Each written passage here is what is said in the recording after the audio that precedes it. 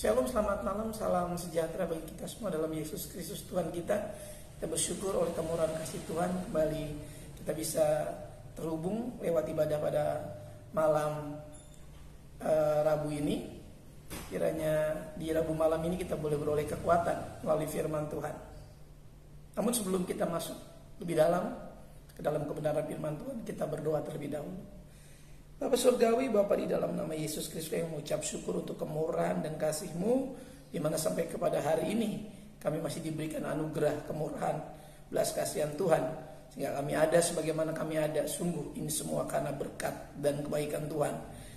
Pada malam ini ya Tuhan, berbicaralah melalui hamba-Mu, karena kami semua siap untuk mendengarkan firman-Mu. Karena firman-Mu boleh menjadi kekuatan dalam hidup kami senantiasa. Karena firman-Mu yang senantiasa memberikan pertolongan dalam kehidupan kami senantiasa. Kami tidak izinkan hal-hal yang lainnya mencuri damai sejahtera sukacita kami saat kami mendengarkan firman Tuhan. Oleh dari itu, dalam nama Yesus kami serahkan sepenuhnya pemberitaan ini. Terpujilah Engkau Tuhan kekal hingga sampai selama-lamanya. Dalam nama Yesus kami sudah berdoa. Amin. Pada malam hari ini kita akan berbicara bagaimana kehidupan yang berserah secara total kepada Tuhan. Kehidupan yang kemudian dipakai sebagai alat untuk mempermuliakan nama Tuhan. Kita akan melihat firman Allah di dalam Roma 6 ayat yang ke-13. Dan janganlah kamu menyerahkan anggota tubuhmu kepada dosa untuk dipakai sebagai senjata kelaliman. Tetapi serahkanlah dirimu kepada Allah sebagai orang-orang yang dahulu mati tapi yang sekarang hidup. Dan serahkanlah anggota-anggota tubuhmu kepada Allah untuk menjadi senjata-senjata kebenaran. Perhatikan.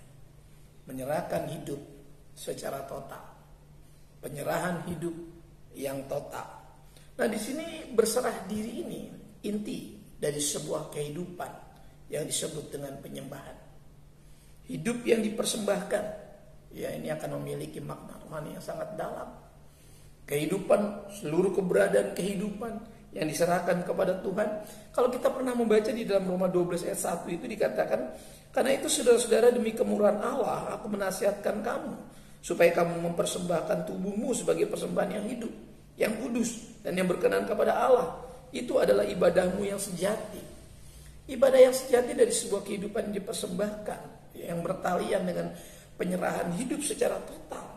Itu menyangkut juga tadi telah disinggung, ya, kehidupan yang kudus, kehidupan yang berkenan, kehidupan yang tiada bercacat tentunya. Ini sebagai sebuah ibadah, sebagai sebuah penyembahan. Hidup yang diserahkan secara total kepada Tuhan. Berserah, menyerah bukan berarti kalah. Tentu ini harus kita lihat dengan benar. Waktu seseorang pasrah dan menaruh seluruh hidupnya kepada Tuhan, ini harus kita lihat dari makna rohani yang dalam. Kalau makna secara umum, orang yang menyerah kalah, ya kan? Orang yang tidak bisa lakukan apa-apa lagi itu orang yang kalah. Tapi di dalam Tuhan, ya, hidup yang berpenyerahan ini, hidup yang berserah sepenuhnya kepada Tuhan, ini adalah hidup yang memuliakan nama Tuhan, hidup yang menyenangkan hati Tuhan, hidup yang diberikan sepenuhnya kepada Tuhan. Ada dua hal yang seringkali menghalangi penyerahan diri secara total dari seseorang. Yang pertama itu ketakutan, ya. Ketakutan disebabkan oleh kurang mempercayai Tuhan, ya. Orang-orang yang takut memang harus perlu kembali dipelajari soal kepercayaannya kepada Tuhan. Orang-orang yang hidupnya berpenyerahan kepada Tuhan, ya, harus dipastikan bahwa ketakutan tidak boleh lagi mempengaruhi kehidupannya, ya. Orang-orang yang berpenyerahan kepada Tuhan dipastikan hidupnya dibebaskan dari rupa-rupa ketakutan. Di dalam Matius 8 ayat 26 dikatakan, dia berkata kepada mereka, mengapa kamu takut, kamu yang kurang percaya. 26 bagian A. Perhatikan di sana. Takut berkaitan dengan kurangnya kepercayaan kepada Tuhan. Kurang mempercayai Tuhan. Ini penghalang yang pertama yang membuat seseorang tidak bisa berpenyerahan diri secara total. Nah, Karena apa? Karena kita tidak ingin ya, kita tidak ingin itu Tuhan itu ikut campur sebetulnya dalam kehidupan kita. Ya, orang-orang yang di dalam ketakutan itu. Dia tidak ingin Tuhan ikut campur. Padahal Tuhan ingin mengatur kehidupan kita. Tuhan ingin membuat kita menjadi baik, bahkan lebih baik hari lepas hari. Supaya apa? Supaya kehidupan kita betul-betul berpenyerahan secara total kepada Dia. Ketika kita betul-betul menyerah secara total, maka Tuhan akan sangat mudah sekali untuk mempengaruhi kehidupan kita. Tuhan akan mudah sekali mengendalikan kehidupan kita. Ketakutan karena dosa biasanya. Kalau orang-orang yang mengalami ketakutan biasanya ada hal-hal yang timbul di sana yang membuat orang itu menjadi takut, merasa tidak nyaman kalau ada pribadi lainnya ikut campur dalam kehidupannya. Tuhan adalah pribadi yang mau ikut campur dalam kehidupan kita, yang mau mengatur, mengendalikan, menata. Bahkan Dia juga yang akan menyiapkan berkat dalam kehidupan kita. Mengapa kita takut? Mengapa kita takut kalau Tuhan ikut campur dalam kehidupan kita? Padahal itu akan menguntungkan kehidupan kita secara rohani. Kita akan dijauhkan dari rupa-rupa dosa yang menimbulkan nantinya ketakutan. Rasa tidak nyaman, ya, rasa tidak nyaman itu selalu disebabkan karena kesalahan dan dosa yang membuat kemudian manusia menjadi takut, seperti di Taman Eden. Karena kesalahan dan dosa mereka menjadi takut. Mereka takut kepada Tuhan, mereka malu kepada Tuhan. Bapak Ibu sudah dikasih oleh Tuhan, ini penghalang yang pertama yang membuat seseorang tidak bisa menyerahkan hidupnya secara total kepada Tuhan, menjadi alat kebenaran, menjadi senjata kebenaran untuk dipakai melayani pekerjaan Tuhan, untuk menyenangkan hati Tuhan. Ya, setiap orang ya harus mati terhadap itu dan harus hidup bagi Kristus ya, dan menyerahkan anggota-anggota tubuhnya untuk Allah, untuk dipakai bagi kemuliaan nama Allah kita. Yang kedua penyebabnya adalah keangkuhan. Setelah ketakutan yang menyebabkan manusia tidak bisa menyerahkan hidup secara total, takut kalau Allah mengatur nanti kita tidak bebas lagi berbuat ini dan itu. Bahkan yang dulu pernah kita suka lakukan sebelum kita percaya itu dosa, kita tidak lagi bisa lakukan. Kita ingin, saya katakan kita ingin mengoplos ya, mencampur, membuat formula kehidupan, bertekun di dalam dosa tapi juga bertekun di dalam Tuhan. Tentu ini sangat tidak mungkin kita lakukan, karena kita tidak akan bisa menyenangkan hati Tuhan. Kita harus hidup seutuhnya bagi Tuhan. Itu penyerahan yang total. Hidup berfokus hanya kepada Tuhan, tapi bukan juga kehilangan tanggung jawab kita sebagai makhluk sosial, sebagai bagian dari masyarakat, sebagai bagian dari keluarga. Tidak, kita harus tetap hidup secara normal. Sebagai orang percaya yang berpenyerahan kepada Tuhan, dia juga harus bertanggung jawab dengan kehidupannya secara real dalam kesehariannya, baik terhadap pekerjaan Tuhan di gereja, baik terhadap rumah tangga di keluarga, bahkan dalam tanggung jawab pekerjaan dimanapun dia bekerja. Orang-orang yang berpenyerahan total, dia harus bertanggung jawab. Yang kedua, keangkuhan. Ya, kita sering tidak berani mengakui bahwa kita ini betul-betul lemah. Kita butuh Tuhan. Nah, keangkuhan inilah yang seringkali menghambat kita untuk berpenyerahan diri secara total. Kita nggak berani mengakui terang-terangan bahwa kita lemah, nggak mampu. Seringkali kita gengsi di hadapan Tuhan. Kita merasa kita kuat, kita merasa kita hebat, kita merasa kita bisa tanpa Tuhan. Ini yang membuat kita tidak bisa menyerah secara total kepada Tuhan. Padahal kalau kita menyerah total kepada Tuhan bukan berarti kita kalah dan tidak lakukan apa-apa. Di sana Tuhan akan bekerja di dalam kita, di dalam kebenarannya, di dalam kekuatan kuasanya, sehingga kita menjadi senjata kebenaran, kata firman Allah. Bapak Ibu, saudara dikasih oleh Tuhan, Tuhan bekerja di dalam tubuh kita yang fana ini, di dalam tubuh yang masih ada ini, ya tubuh ini, ya Tuhan mau pakai lewat tubuh ini, ya karena di dalam tubuh ini ada manusia rohani yang mendiami, sehingga tubuh ini bisa diserahkan kepada Tuhan untuk menjadi senjata kebenaran untuk melayani, menyenangkan hati Tuhan. Bapak Ibu, ada berkat.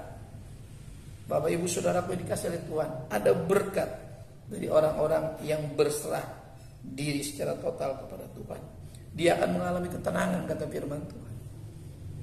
Ketenangan adalah sesuatu yang dirindukan setiap orang. Siapapun manusia membutuhkan ketenangan. Karena kalau tenang, kata firman Allah, selain kita bisa berdoa menurut Alkitab, kalau kita berusaha untuk tenang, ya, kita akan bisa berdoa. Dan setelah kita berdoa, ada banyak hal lagi dalam ketenangan yang bisa kita kerja. Kita akan melakukan apapun dengan baik dalam ketenangan. Dalam kepanikan, dalam kegusaran, tidak ada yang kita kerjakan yang baik. Tapi dalam ketenangan kita bisa kerjakan apa saja, termasuk kita bisa berdoa, berkomunikasi kepada Tuhan. Dalam Yesaya 32 ayat yang ke-17, Yesaya 32 ayat yang ke-17 sudah tidak asing lagi, menjadi ayat yang sangat populer sekali. Di mana ada kebenaran, di situ akan tumbuh damai sejahtera. Perhatikan, kalau kita sudah dipakai oleh Tuhan dalam kebenaran, menjadi senjata kebenaran, ya. Dan akibat kebenaran ialah ketenangan, saudara. Jadi kalau saudara dan saya hidup berkenan, hidup menyerahkan diri kepada Tuhan, walaupun kita masih bergulat dengan kesalahan kadang-kadang, ya. Kadang-kadang kita tidak sadar bahwa kita juga bergulat dengan kesalahan-kesalahan kehidupan kita. Namun kita harus pastikan selalu terkoneksi, terhubung dengan hadirat Tuhan. Sehingga waktu kita salah, waktu kita mungkin berdosa, Roh Kudus akan mengingatkan kita, menyadarkan kita, dan memimpin kita kembali untuk masuk ke dalam seluruh kebenarannya. Ialah ketenangan, dikatakan, dan ketentraman untuk selama-lamanya. Jadi di mana ada kebenaran itu akan tumbuh damai sejahtera. Perhatikan. Dan akibat kebenaran ialah ketenangan dan ketentraman untuk selama-lamanya, saudaraku. Ekspektasinya jelas, ya, saudaraku, kita punya harapan yang jelas di sana. Orang-orang yang bisa berserah diri secara total, harapannya kita akan mencapai damai sejahtera, kita akan mencapai ketentraman untuk selama-lamanya, yaitu kehidupan di surga yang kita rindukan. Kita belum di surga, saya akan selalu ingatkan saudara dan saya, belum di surga. Maka kita perlu terus berpaut kepada Tuhan sepanjang kita hidup ini. Ya, kalau sudah di surga itu sudah selama-lamanya dengan Tuhan. Tapi kalau kita masih menjadi orang Kristen, masih berjemaat dalam gereja, godaan begitu banyak. Kalau kita tidak kuat, kita bisa terhilang dari hadirat Tuhan. Kita bisa mencintai dunia dan tidak lagi menjadi bagian dari kerajaan Allah. Kenapa? Dunia adalah tempat ujian bagi kita. Apa kita sungguh-sungguh bisa masuk dalam surga atau tidak? Di dunia lah kita akan diuji melalui kekayaan dunia, fasilitas kehidupan, kesenangan. Bahkan apapun gengsi yang ada di dunia ini, itu bisa membuat orang kehilangan status yang dicari di dunia ini, akan membuat seseorang hilang kesempatan untuk masuk ke dalam surga yang kekal, ketentraman, damai sejahtera yang selama-lamanya. Di bumi, ya, kita baru dihembuskan oleh Roh Kudus saja. Kita baru diberikan, ya, belum di surga. Kita sudah begitu bersuka cita, apalagi di surga. Kita sudah selama dengan begitu indahnya janji firman Tuhan. Namun ingat, selama kita masih di bumi ini, ketenangan jiwa kita masih bisa terancam. Ketika kita mungkin bergesekan dengan keadaan dunia ini, kita bisa kehilangan damai sejahtera, ketentraman. Kita masih bisa hilang ketenangan. Tapi kalau kita mempersembahkan hidup sepanjang kita ada di muka bumi ini, menjadi orang Kristen, menjadi pelayan Tuhan, menjadi orang yang berserah kepada Tuhan, memberikan hidupnya, bagian-bagian tubuhnya sebagai senjata kebenaran, maka ketenangan akan menjadi bagian. Saudaraku, yang dicari manusia di bumi ini sebetulnya ketenangan. Karena orang suka kita mencapai apapun, orang pasti rindu menemukan ketenangan. Orang bekerja apapun pasti untuk tujuan ketenangan, kedamaian dan kesejahteraan, ketentraman untuk selama-lamanya. Itu yang dirindukan setiap manusia. Jika kalau kita mau lihat sini ketaatan seseorang, ini penting. Karena ketaatan sesuatu yang otomatis, ya, otomatis saat kita berserah secara aktif kepada Tuhan. Berserah secara aktif, terus menerus. Bukan hari ini berserah, besok tidak berserah. Hari ini berserah, nanti tidak berserah. Bukan. Kita harus berserah terus secara aktif, terus dinamis, terus continue. Ya, kita terus berserah kepada Tuhan sepanjang hidup kita. Maka ketaatan itu otomatis. Saya dan saudara nggak perlu disuruh taat atau mentaati sebetulnya. Ketika seseorang hidup berpenyerahan kepada Tuhan, hidupnya ada ketenangan, dia bisa mentaati hukum-hukum Tuhan. Dia bisa mentaati ketentuan ketetapan Tuhan. Kenapa? Karena ketika kita menyerah sama Tuhan, Tuhan yang akan mengkontrol, Tuhan yang akan mengatur, Roh Kudus yang akan memimpin kita untuk masuk dalam seluruh kehendak firman-Nya. Yang kedua, ya, ini berkat dari penyerahan diri secara total kepada Tuhan. Mengalami ketenangan itu yang pertama. Kalau sudah tenang, banyak berkat-berkat yang lain. Yang berkat yang kedua, mengalami keberanian. Perhatikan, 1 Yohanes, sudah tidak asing lagi juga ini ayat ini. 1 Yohanes pasal 4 ya, ayat yang ke-18. Di dalam kasih tidak ada ketakutan. Kasih yang sempurna itu melenyapkan ketakutan, sebab ketakutan mengandung hukuman. Dan barang siapa takut, dia tidak sempurna di dalam kasih. Perhatikan, Yesus Kristus adalah pengejawantahan daripada kasih itu sendiri, yang sekarang berdiam di dalam diri orang-orang yang percaya kepada Yesus. Yesus akan mempengaruhi kasih manusia, ya, kasih manusia yang seringkali ukurannya manusia, sekarang harus mengasihi dengan ukuran Tuhan, bukan ukuran manusia. Ini yang harus ya dialami. Orang-orang yang berpenyerahan diri total kepada Tuhan, kasihnya bukan ukurannya seperti diri sendiri, kata firman Allah. Itu dalam perintah baru. Sama seperti aku telah mengasihi kamu, itu ukurannya. Maka orang sudah akan berani untuk mengasihi dengan benar. Kenapa kita tidak bisa mengasihi pasangan kita dengan benar? Kenapa kita tidak bisa mengasihi pekerjaan Tuhan dengan benar? Kenapa kita tidak bisa mengasihi sesama kita, keluarga kita?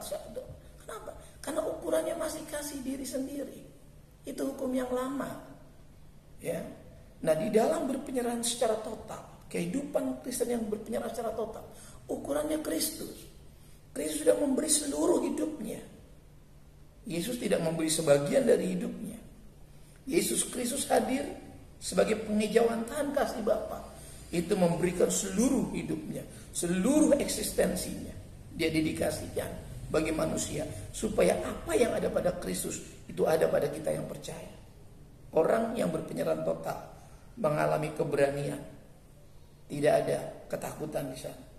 Karena kasih Allah itu, yaitu Yesus Kristus, yang diam di dalam kita itu melenyapkan ketakutan.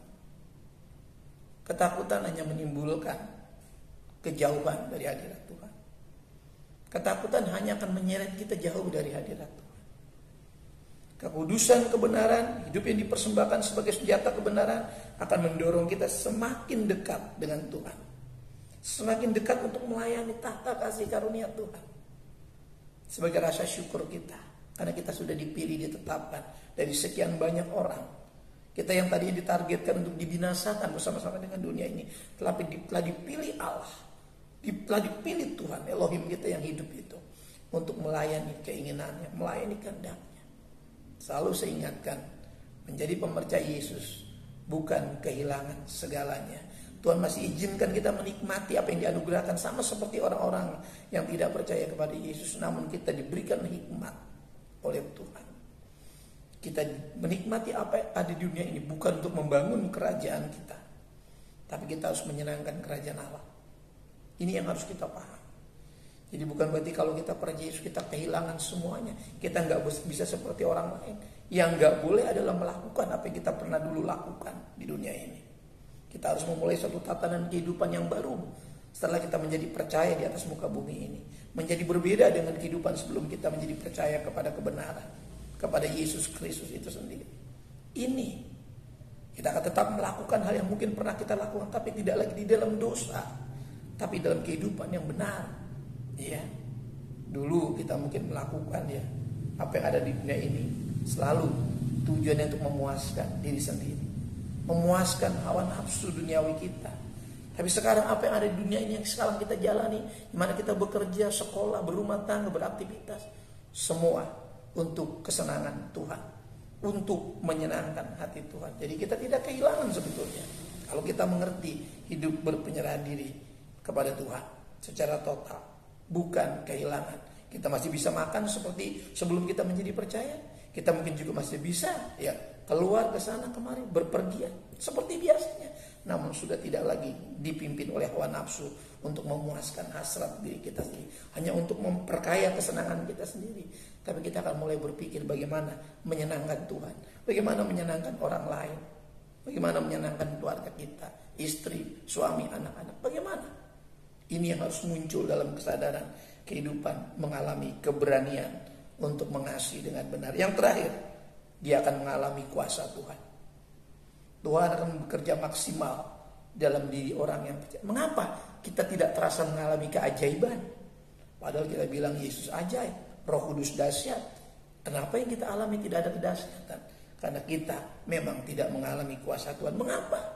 Karena kita kurang menyerah secara total kepada Tuhan. Kita mungkin separuh menyerah. separuh percaya, separuh berserah.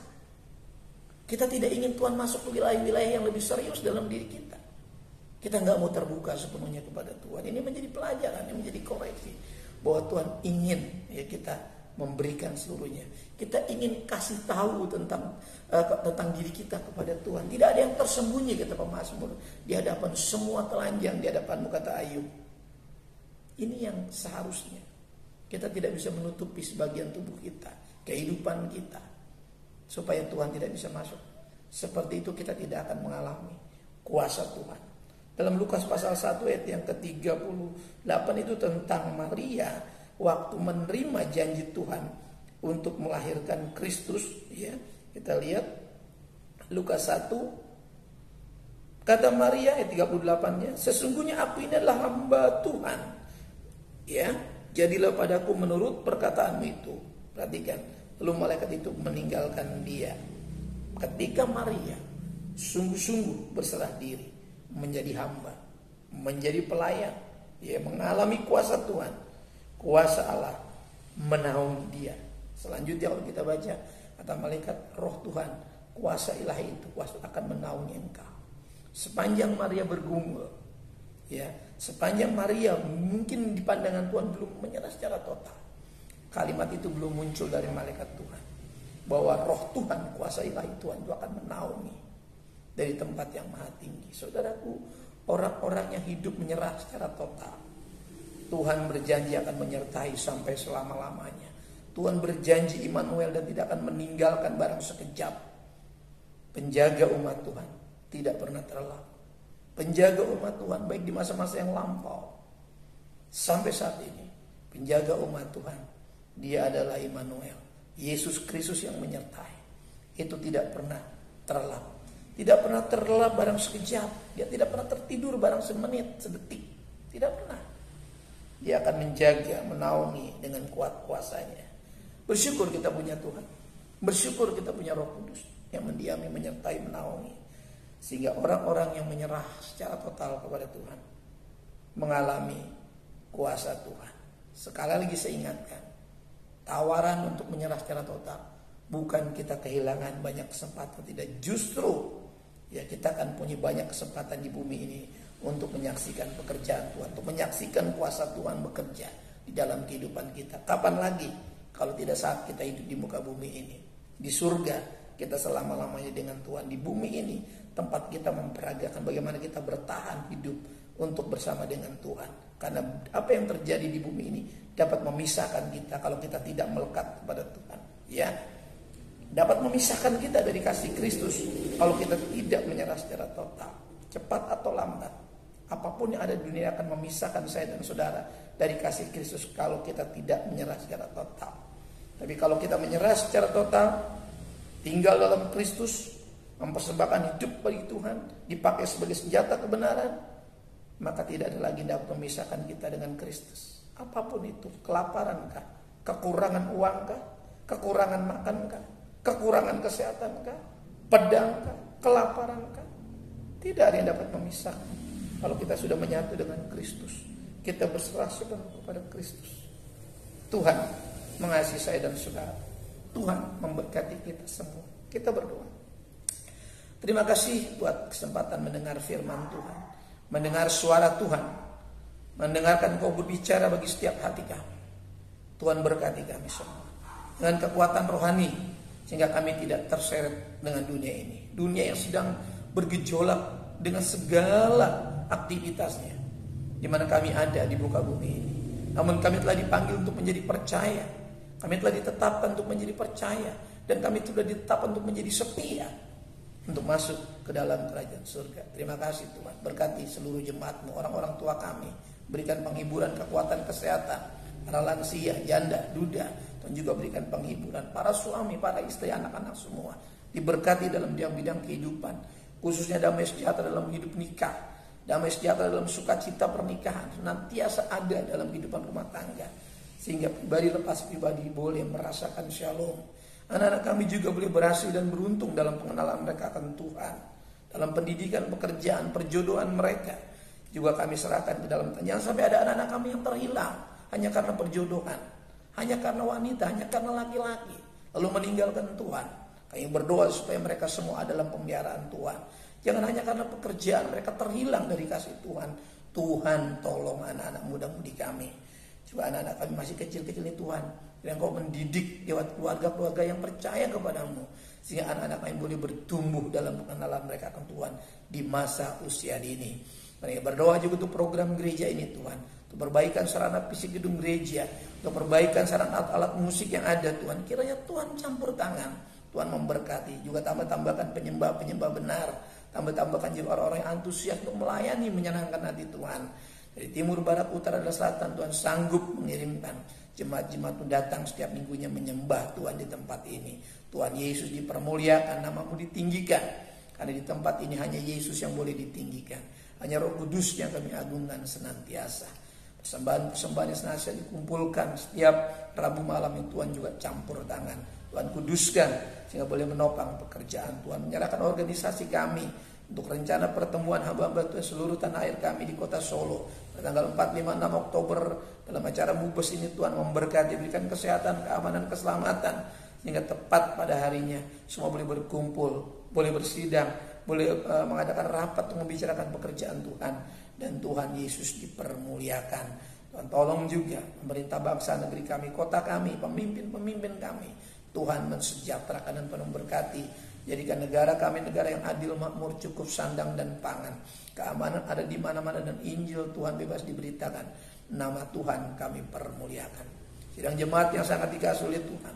Sebelum kita kembali dalam aktivitas kehidupan kita, masuk melewati malam hari ini, mari kita buka kedua belah telapak tangan kita, menerima berkat yang datangnya hanya daripada Tuhan.